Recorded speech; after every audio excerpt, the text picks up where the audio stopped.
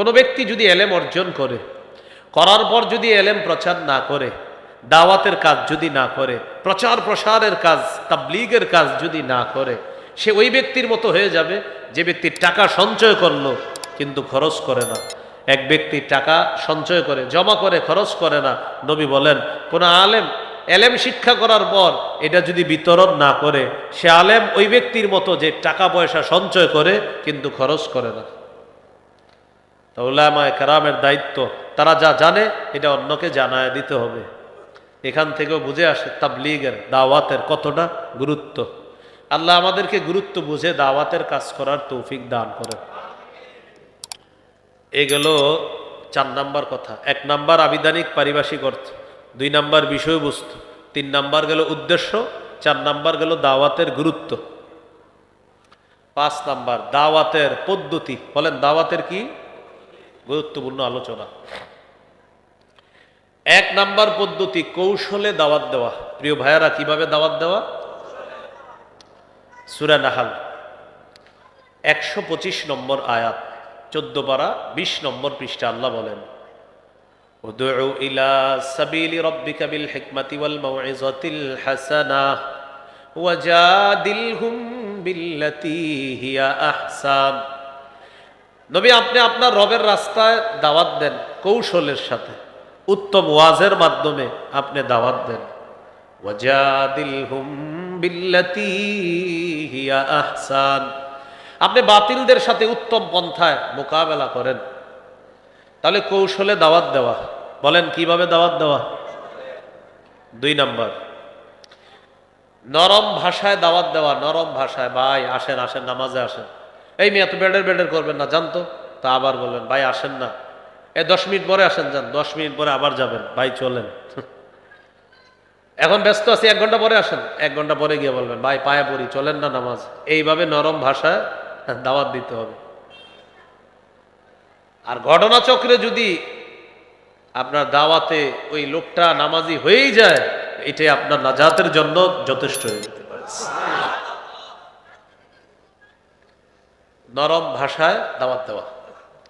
সূরা তাহা 42, 43, 44 নম্বর আয়াতে আল্লাহ বলেন, ইযহাব আনতা ওয়া আখুকা বিআয়াতি ওয়া লা তানিয়া ফি যিকরি। মুসা নবীকে আল্লাহ বলেন, আপনি এবং আপনার ভাই আমার আয়াতগুলা নিয়ে যান। ওয়া লা তানিয়া ফি যিকরি, আমার নিদর্শন নিয়ে আপনারা যান, আমাকে স্মরণ করার ক্ষেত্রে অলসতা করবেন না। ইযহাবা ইলা ফিরআউনা ইন্নাহু তাগা, আপনারা 2 জন ফেরাউনের কাছে যান। ফেরাউন নাফরমানি করেছে, সীমা লঙ্ঘন করেছে। ফাকুলা লাহু কাওলাল লায়্যিনাল লাআল্লাহু ইয়াতাযাক্কারু আও ইয়াখশা, আপনারা 2 জন ফেরাউনের সাথে নরম ভাষায় কথা বলবেন, নরম ভাষায় দাওয়াত দিবেন। হয়তো ফেরাউন উপদেশ গ্রহণ করবে, না হয় ভয় করবে। বলেন তো কোন ভাষায় কথা বলতে বলছে আল্লাহ? তাহলে দাওয়াতের 2 নাম্বার পদ্ধতি নরম ভাষায় দাওয়াত দেওয়া। 3 নম্বর কথা, বলেন কর্কশ ভাষী না হওয়া। বলেন সবাই বলেন, কি ভাষী না হওয়া? কর্কশ ভাষী না হওয়া। এখন মনে করেন আমি দাওয়াতের কাজ করতে গিয়ে বললাম, ওলামায়ে কেরাম যদি আমাদের কথা সোজাভাবে মানে ভালো কথা, না মানলে কেমনে মানান যায় আমরা জানি। এটা কি কোনো কথা হইল? মনে করেন কেউ বলল যে আমরা তাদেরকে বলেছি, তারা যদি মানে ভালো কথা, না মানলে কিভাবে মানাবো এই নিয়ম আমগো জানা আছে। তো এটা কি সুন্দর দাওয়াতের ভাষা হলো? এটা দাওয়াতের ভাষা না। কর্কশ ভাষী না হওয়া, কঠিন হৃদয়ের অধিকারী না হওয়া। আল্লাহুম্মা সাল্লি আলা মুহাম্মাদিন ওয়া আলা আলি মুহাম্মাদ কামা সাল্লাইতা আলা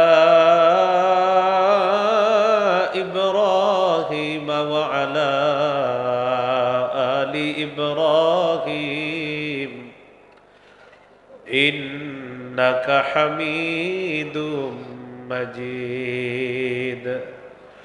اللهم بارك على محمد وعلى آل محمد كما باركت على إبراهيم وعلى آل إبراهيم إنك حميد مجيد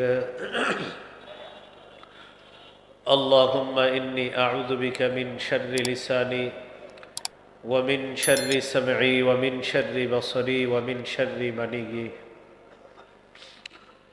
মাদ্রাসাতু ইলিয়াস রহমতুল্লাহ আলাই এর উদ্যোগে হাফেজ ছাত্রদের পাগড়ি প্রদান ও মাদ্রাসার সার্বিক উন্নয়ন প্রকল্পে পঞ্চম বার্ষিক ওয়াজ দোয়ার মাহফিলের সভাপতি আলহাজ আব্দুর রাজ্জাক মুন্সি, সভাপতি বাইতুল আতিক জামে মসজিদ, প্রধান অতিথি অধ্যাপক ডাক্তার এস.এম. রফিকুল ইসলাম বাচ্চু, সহ স্বাস্থ্য বিষয়ক সম্পাদক কেন্দ্রীয় কমিটি বিএনপি, প্রধান মেহমান জনাব Ruhul Amin Swapan, MD messrs আর.এস. Traders, রঙ্গিলা বাজার, শ্রীপুর, বরেণ্য অতিথি আলহাজ ইকবাল হুসাইন মুন্সি, এমডি আল মদিনা ফুড ইন্ডাস্ট্রিজ, বিশেষ মেহমান জনাব মোহাম্মদ জাফরুল আহসান মানিক, প্রোপাইটর মেসার্স মোহাম্মদিয়া মোটরস, মুলাইত। গুরুত্বপূর্ণ আলোচনা করবেন মুফতি মুশতাকুন নবী কাসিমি দামাত বরকাতুহুমুল আলিয়া, কুমিল্লা। এতক্ষণ গুরুত্বপূর্ণ আলোচনা করেছেন সমসাময়িক বিষয় নিয়ে, আমাদের সামনে গুরুত্বপূর্ণ আলোচনা পেশ করেছেন এবং জাতিকে কিছু সতর্কবার্তামূলক নসিহত করেছেন হযরত মাওলানা মুফতি হাসান জামিল দামাত বরকাতুহুমুল আলিয়া, ঢাকা। আলোচনা করেছেন মুফতি মনিরুল ইসলাম গাজীপুরি, মাওলানা ফয়জুর রহমান নেত্রকোনা, মুফতি ইসহাক আল ফরিদ প্রতিষ্ঠাতা সদস্যত্র মাদ্রাসা, বিশেষ অতিথিবৃন্দ, উপস্থিত হজরত উলামায়ে কেরাম, মুসলমান ভাইয়েরা, আল্লাহ তাআলা দরবারে শুকরিয়া আদায় করছি, আল্লাহ আমাদেরকে এই মাহফিলে উপস্থিত হওয়ার তৌফিক দান করেছেন, বলি আলহামদুলিল্লাহ।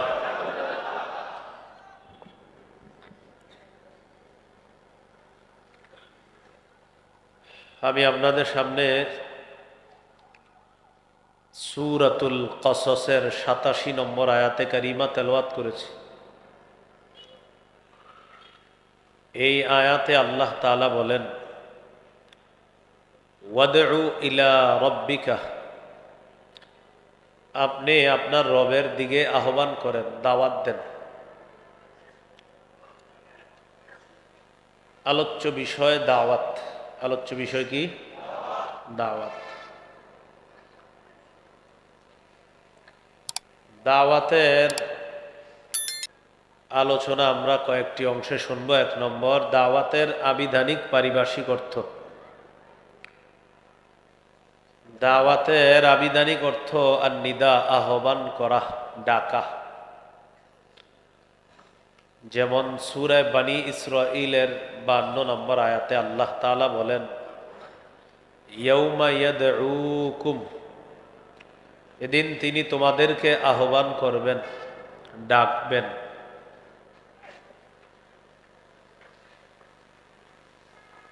দাওয়াতের পারিভাষিক অর্থ শাইখুল ইসলাম ইবনে তাইমিয়া রহমতুল্লাহি আলাইহি বলেন, আদ-দাওয়াতু ইলাল্লাহ হিয়া আদ-দাওয়াতু ইলাল ঈমানি বিহি ওয়া বিমা জাআত বিহি রুসুলুহু আলাইহিমুস সালাতু ওয়াস সালাম। আল্লাহর পথে আহ্বান করা, আল্লাহর দিকে দাওয়াত দেওয়া মানে হলো আল্লাহর বিশ্বাসের দিকে দাওয়াত দেওয়া, আল্লাহর রসুলগণ যা নিয়ে এসেছেন এই দিকে আহ্বান করা। এটা হলো দাওয়াতের পারিভাষিক অর্থ। শায়েখ খিজির রহমতুল্লাহি আলাইহি বলেন, 4 জিনিসের নাম দাওয়াত। হাসসুন নাসি আলাল খাইরি ওয়াল হুদা ওয়াল আমরি বিল মা'রুফি ওয়ান নাহyi আনিল মুনকার, মানুষকে কল্যাণের ব্যাপারে উৎসাহিত করা, হেদায়েতের প্রতি উৎসাহিত করা, উদ্বুদ্ধ করা, সৎ কাজের আদেশের প্রতি উদ্বুদ্ধ করা, অসৎ কাজের নিষেধের প্রতি উদ্বুদ্ধ করার নাম হলো দাওয়াত।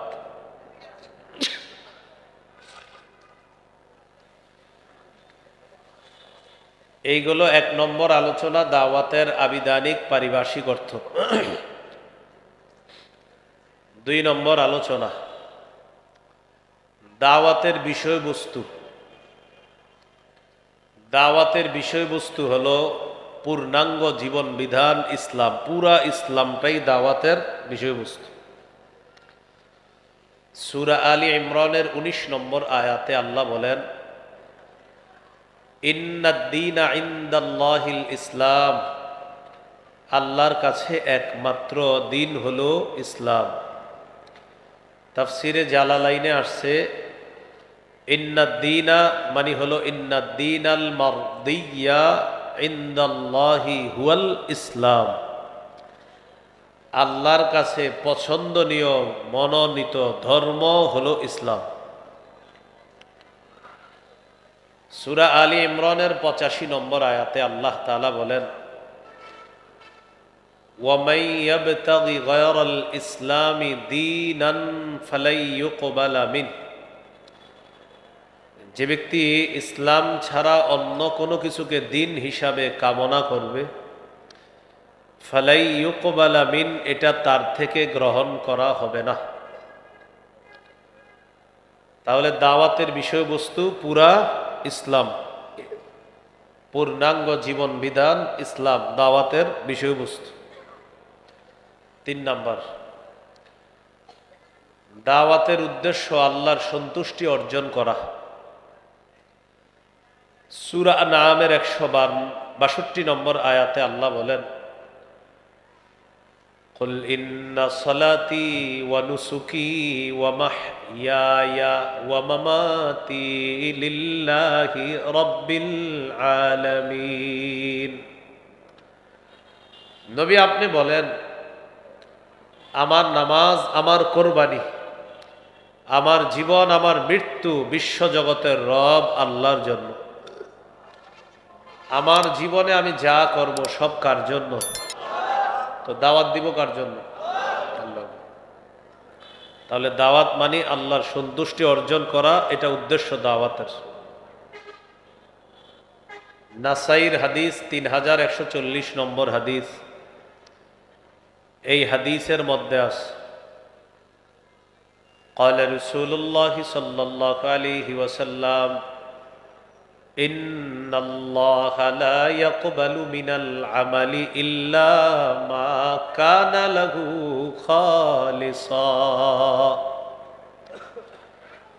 আল্লাহ তাআলা ততক্ষণ বান্দার আমল কবুল করেন না, যতক্ষণ এই আমল ইখলাসের সাথে না হবে ততক্ষণ এই আমল আল্লাহ কবুল করেন না। তাহলে দাওয়াতের উদ্দেশ্য আল্লাহর সন্তুষ্টি অর্জন করা। 4 নাম্বার আলোচনা, দাওয়াতের গুরুত্ব।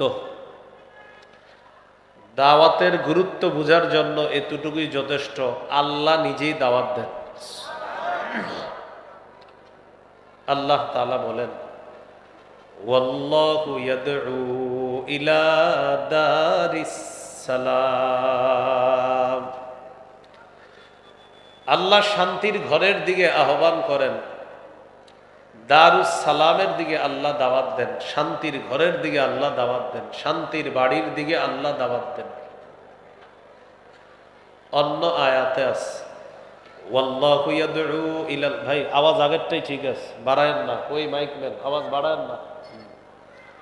ওয়াল্লাহু ইয়াদউ ইলাল জান্নাতি ওয়াল মাগফিরাহ, আল্লাহ জান্নাতের দিকে আহ্বান করেন, ক্ষমার দিকে আহ্বান করেন, ক্ষমার দিকে ডাকেন। আল্লাহ ডাকেন জান্নাতের দিকে, আল্লাহ ডাকেন ক্ষমার দিকে।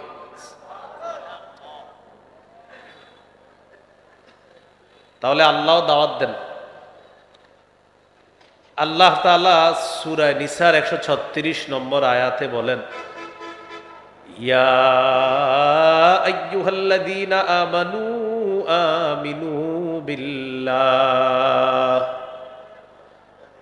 آمنوا بالله ورسوله والكتاب الذي نزل على رسوله والكتاب الذي أنزل من قبل হে ঈমানদারগণ, তোমরা ঈমান আনো, বিশ্বাস স্থাপন করো আল্লাহর প্রতি, ওয়া রাসূলিহি, রাসূলের প্রতি, ওয়াল কিতাবিল্লাযী নাযালা আলা রাসূলিহি, ওই কোরআনের প্রতি যেই কোরআন আল্লাহ রসুলের উপর নাজিল করেছেন, ওয়াল কিতাবিল্লাযী আনজালা মিন ক্বাব, এবং ওই কিতাবের প্রতি যেই কিতাব কোরআনের পূর্বে আল্লাহ নাজিল করেছেন। তোমরা ঈমান আনো, বিশ্বাস পাকাপোক্ত করো, মজবুত করো ঈমানকে আল্লাহর প্রতি, রসুলের প্রতি, কোরআনের প্রতি, কোরআনের পূর্বে যে কিতাব আছে এগুলার প্রতি। এরপরে আল্লাহ বলেন,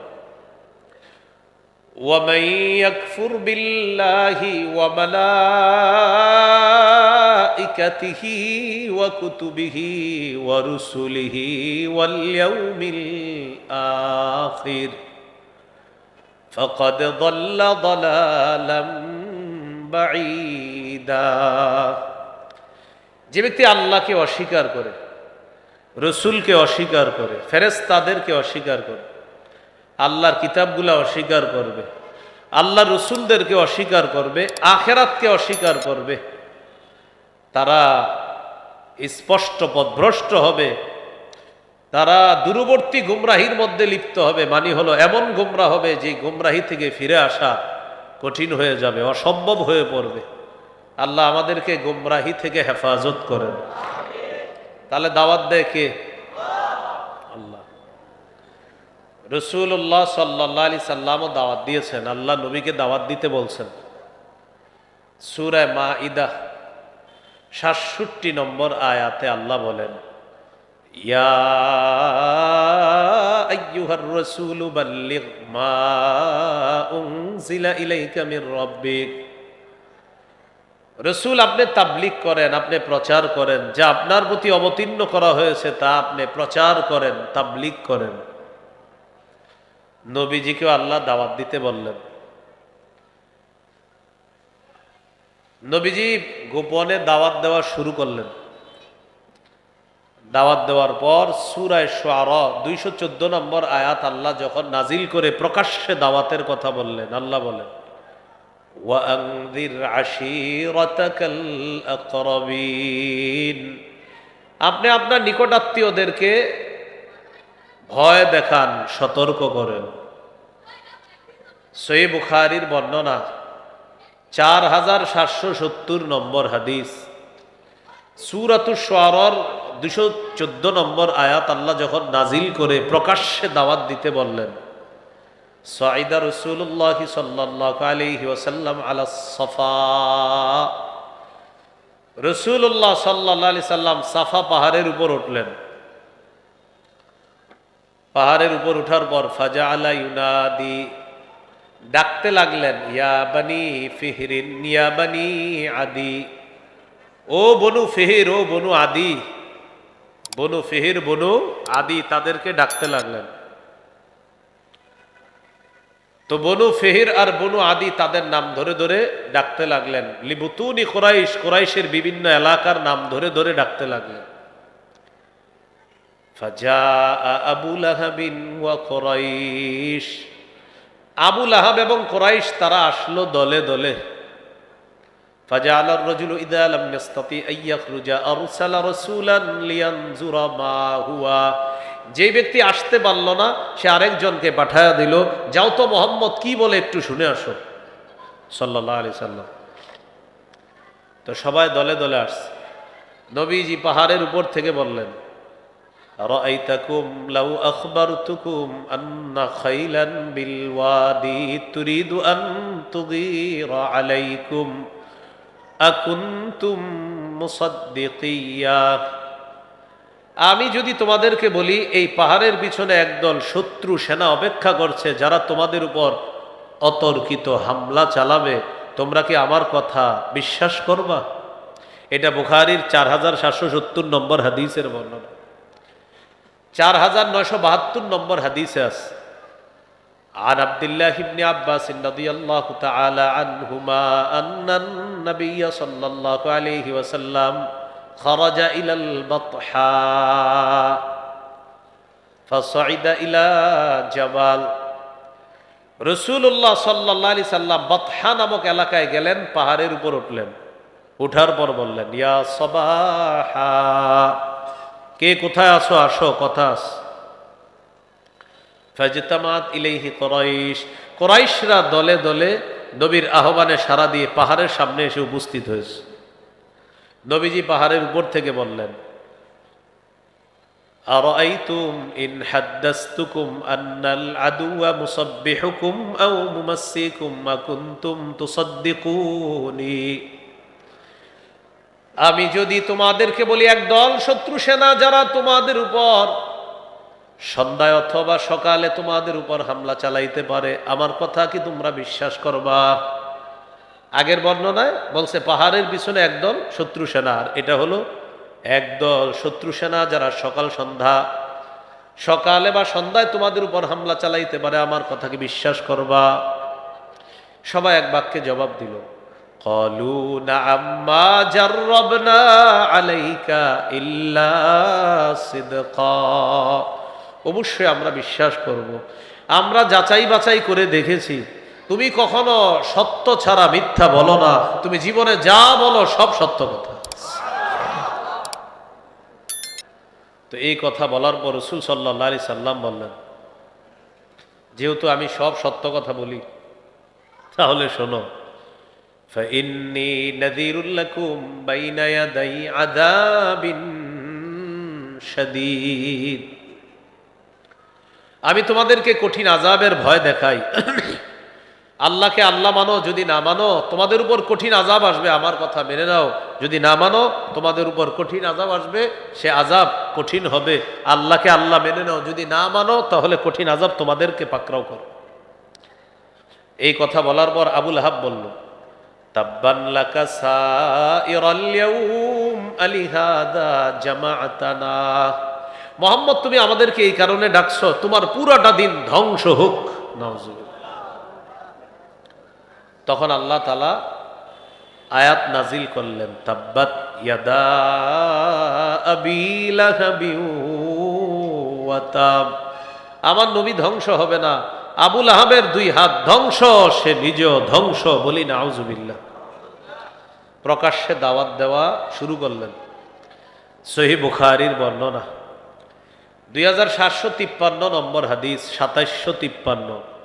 قال رسول الله صلى الله عليه وسلم اشتروا أنفسكم। হে কুরাইশ সম্প্রদায়, তোমরা নিজেদেরকে আগুন থেকে বাঁচাও। فإني لا أغني عنكم من الله شيئا। আল্লাহর আযাবের মোকাবেলায় আমি তোমাদের কোনো উপকার করতে পারবো না। ওয়া বানি আব্দি মানাফ, ও বনু আব্দি মানাফ, আগুন থেকে নিজেদেরকে বাঁচাও। ফাইন্নী লা উগনি আনকুম মিনাল্লাহি শাইআ। আল্লাহর আযাবের মোকাবেলায় আমি তোমাদের কোনো উপকার করতে পারবো না।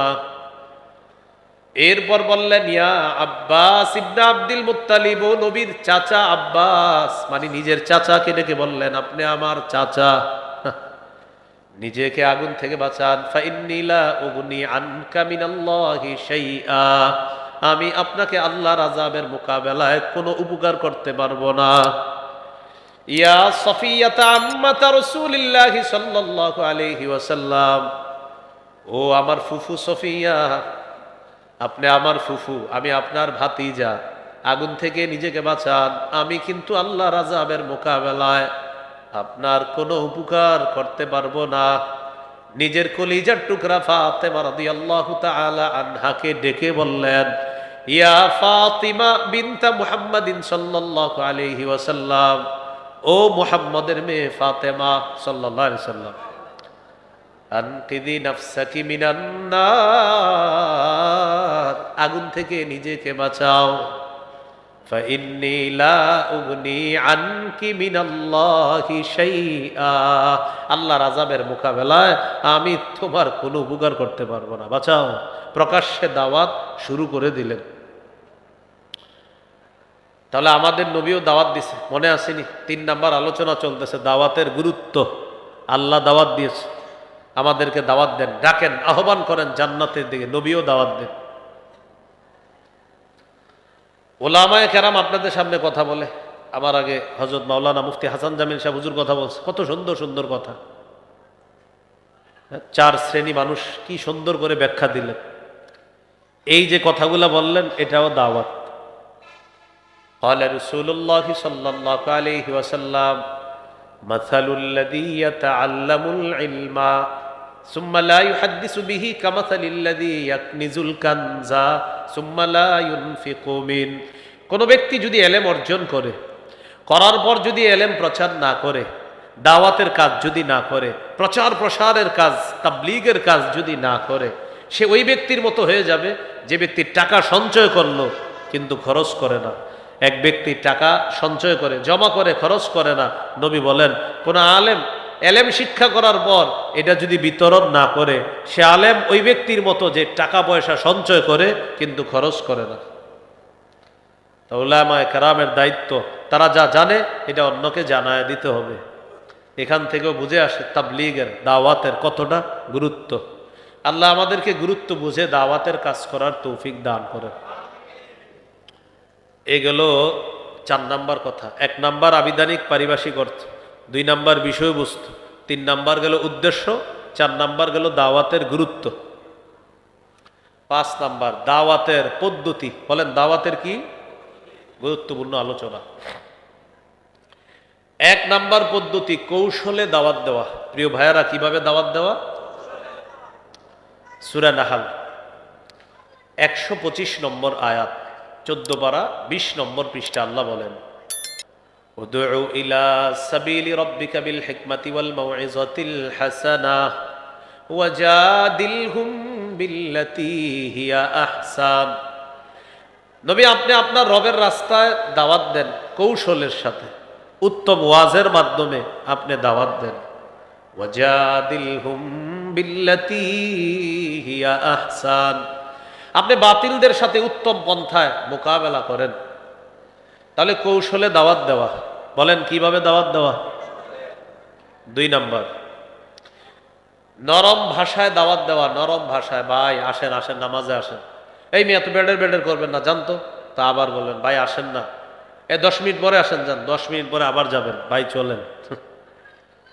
এখন ব্যস্ত আছি, 1 ঘন্টা পরে আসেন, 1 ঘন্টা পরে গিয়ে বলবেন ভাই পায়ে পড়ি, চলেন না নামাজ। এইভাবে নরম ভাষায় দাওয়াত দিতে হবে। আর ঘটনাচক্রে যদি আপনার দাওয়াতে ওই লোকটা নামাজি হয়েই যায়, এটাই আপনার নাজাতের জন্য যথেষ্ট হয়ে যেতে পারে। নরম ভাষায় দাওয়াত দেওয়া। সূরা তাহা 42, 43, 44 নম্বর আয়াতে আল্লাহ বলেন ইযহাব আনতা ওয়া আখুকা বিআয়াতি ওয়া লা তানিয়া ফি যিকরি। মুসা নবীকে আল্লাহ বলেন আপনি এবং আপনার ভাই আমার আয়াতগুলা নিয়ে যান। ওয়া লা তানিয়া ফি যিকরি, আমার নিদর্শন নিয়ে আপনারা যান, আমাকে স্মরণ করার ক্ষেত্রে অলসতা করবেন না। ইযহাবা ইলা ফিরআউনা ইন্নাহু তাগা, আপনারা 2 জন ফেরাউনের কাছে যান। ফেরাউন নাফরমানি করেছে, সীমা লঙ্ঘন করেছে। ফাকুলা লাহু কাওলাল লায়্যিনান লাআল্লাহু ইয়াতাযাক্কারু আও ইয়াখশা, আপনারা 2 জন ফেরাউনের সাথে নরম ভাষায় কথা বলবেন, নরম ভাষায় দাওয়াত দিবেন। হয়তো ফেরাউন উপদেশ গ্রহণ করবে, না হয় ভয় করবে। বলেন তো কোন ভাষায় কথা বলতে বলছে আল্লাহ? তাহলে দাওয়াতের 2 নম্বর পদ্ধতি নরম ভাষায় দাওয়াত দেওয়া।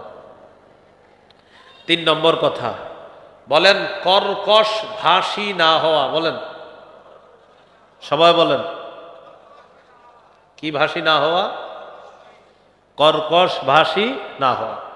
এখন মনে করেন আমি দাওয়াতের কাজ করতে গিয়ে বললাম ওলামায়ে কেরাম যদি আমাদের কথা সোজাভাবে মানে ভালো কথা, না মানলে কেমনে মানান যায় আমরা জানি। এটা কি কোনো কথা হইল? হ্যাঁ?